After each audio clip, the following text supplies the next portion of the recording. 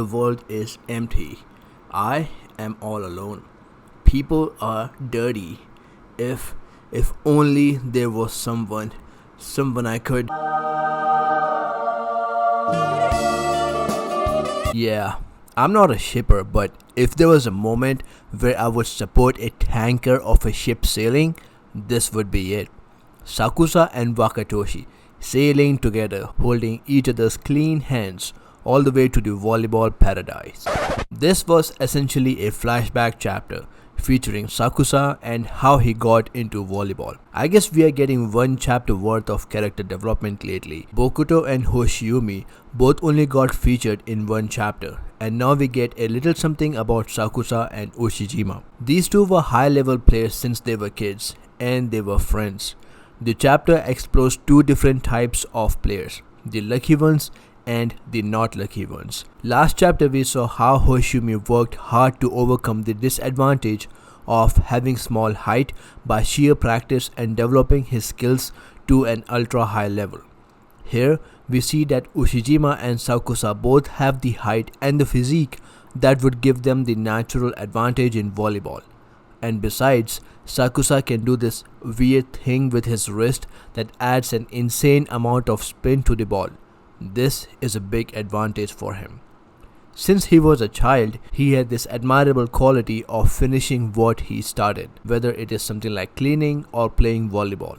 So once he discovered that he had an ability to spin the ball, he started practicing it till he was satisfied. And by the way, this is literally the only time I have seen him smile. Besides, of course, when he is with Wakatoshi. We also got to see the first time Hinata and Sakusa met after Hinata returned from Brazil.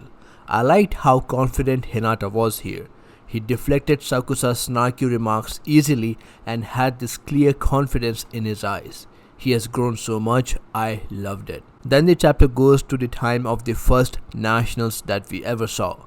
Itachiyama's captain, Tsukasa Izuna, got injured and they lost the match to Inubushi Higashi at the same time when Hinata got sick and Karasuno lost to Komemudai. Sakusa wonders why his captain was crying, knowing that he gave it all and was prepared fully for the match, to which Izuna says that he wanted to finish his last high school game with a smile on his face. Then we go to the present timeline, which shows Sakusa receive a serve from his BFF, thinking to himself that he wants to train, paying proper care and attention to everything, all the way to his last match and feel satisfied.